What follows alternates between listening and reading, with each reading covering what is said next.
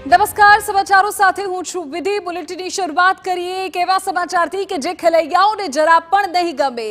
નવરાત્રિમાં તમારા રમવાની મજામાં વરસાદનું વિઘ્ન આવી શકે છે।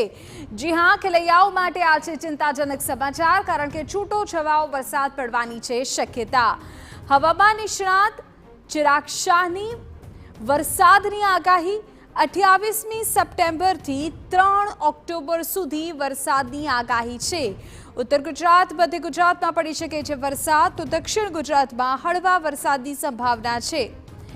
આ તરફ બંગાળની ખાડીમાં એક સિસ્ટમ સક્રિય થતાં વરસાદની આગાહી કરવામાં આવી રહી છે। આગામી અઠવાડિયામાં ઉકળાટ વધશે અને છૂટાછવાયા વરસાદની સંભાવના હવામાન નિષ્ણાત વ્યક્ત કરી રહ્યા છે।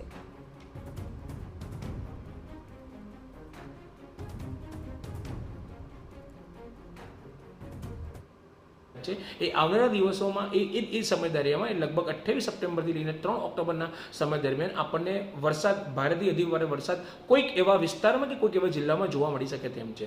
અને આખા ગુજરાતની વાત કરું તો ત્યાં આગળ છૂટાછવાયા ઝાપટા પણ જોવા મળશે અને ક્યાંક કોઈક વિસ્તારની અંદર 2 કે 3 કલાકમાં એક તોફાની વરસાદ પણ જોવા મળે અને એક કહેવાય કે ભારે વરસાદ પડવાની સંભાવના છે। પણ એ વરસાદ એટલો બધો વરસાદ નહીં હોય કે જે આપણે નુકસાન કરતા હોય કે નુકસાન કરશે। પણ હા, જરૂર કે નવરાત્રિની અંદર એ વખતે નવરાત્રિનો સમય હશે, એ નવરાત્રિ ખેલૈયાઓને આ વસ્તુ તકલીફ થઈ શકે તેમ છે।